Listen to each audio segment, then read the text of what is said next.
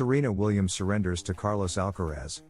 Serena Williams, one of the great legends of world tennis, landed in Oviedo to receive the 2025 Princess of Asturias Award for Sports and made a statement that traveled around the world. She considers herself an unconditional fan of Carlos Alcaraz.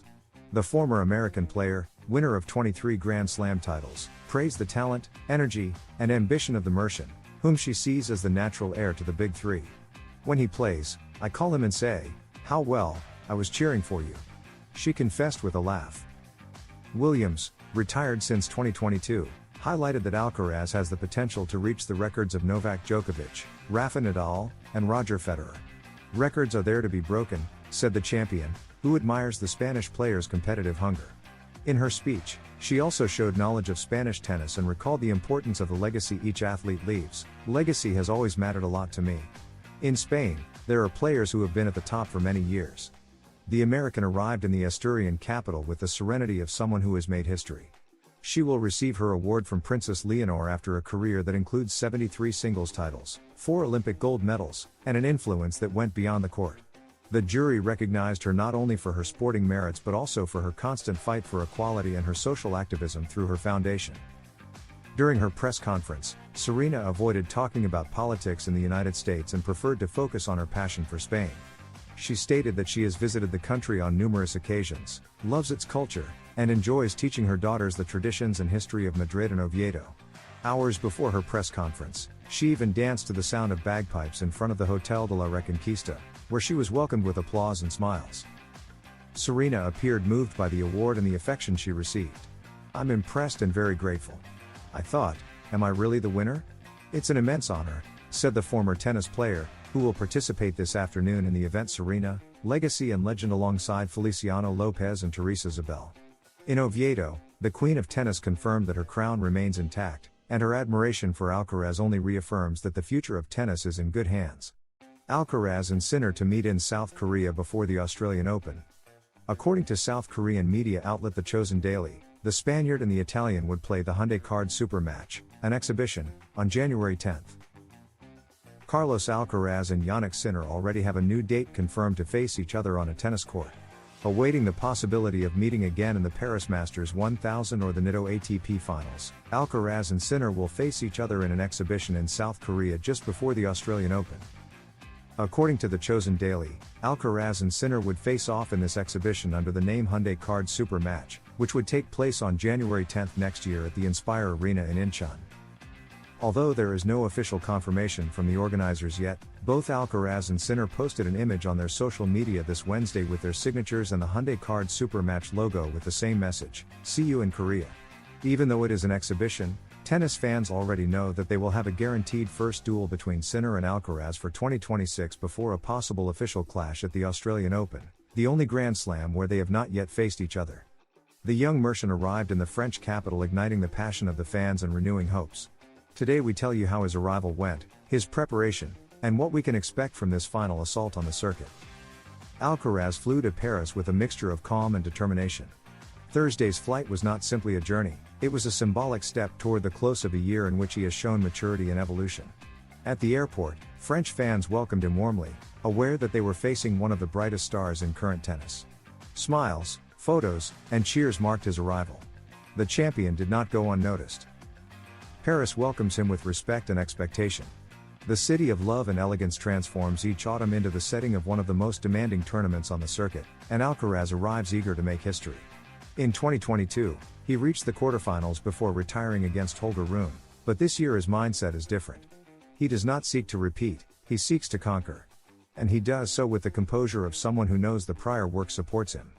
Every detail matters, and his preparation demonstrates this. The indoor courts at his academy, the gym hours, the support of his technical team, even the energy of his family environment, all are part of a meticulous plan. It is not just about playing well, but about arriving with a fresh body and a clear mind. Alcaraz knows that a successful end of season can mark the difference between a great year and a legendary one. Carlos Alcaraz traveled to Paris with a very clear purpose, to close the season strongly and demonstrate that his ambition remains intact.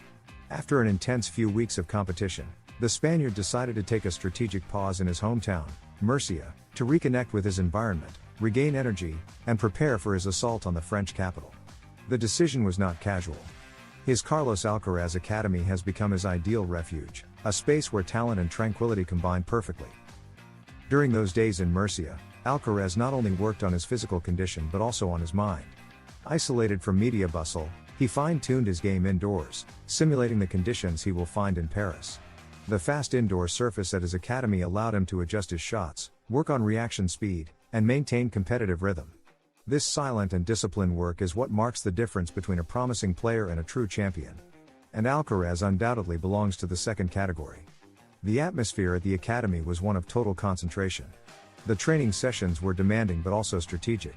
Alcaraz and his team know that this final stage of the season is a field where improvisation is not allowed.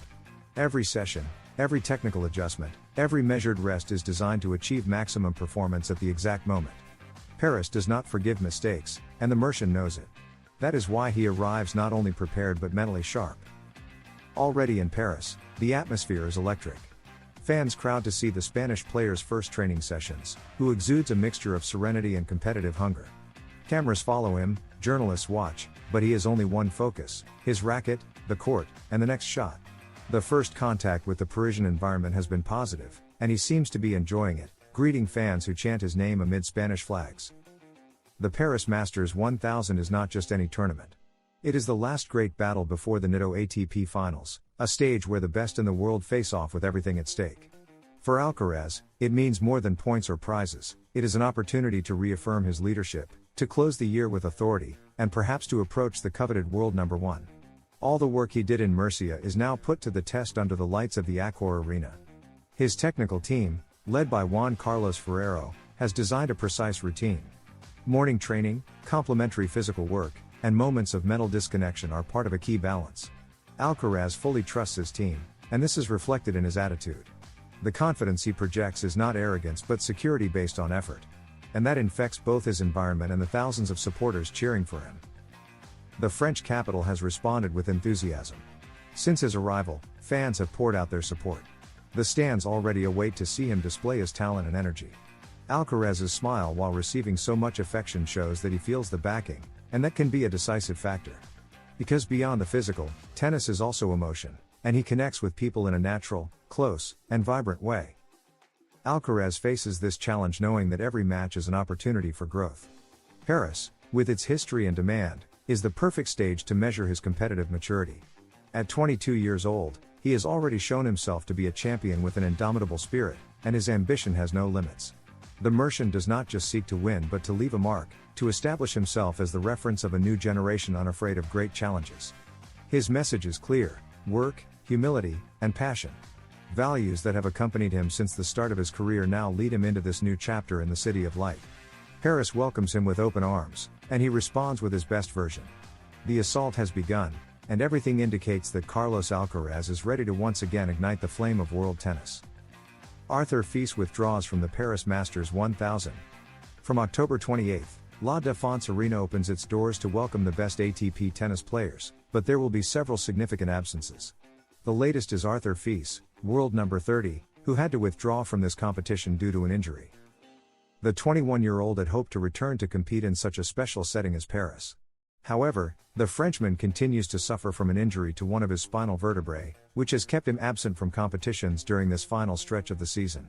Therefore, after announcing his withdrawal from the Masters 1000, Fils ends his season in the most bitter way. Although it is not entirely bad news for Carlos Alcaraz, who sees some very strong rivals removed from the field that could have troubled him on fast indoor courts, especially the absence of Djokovic.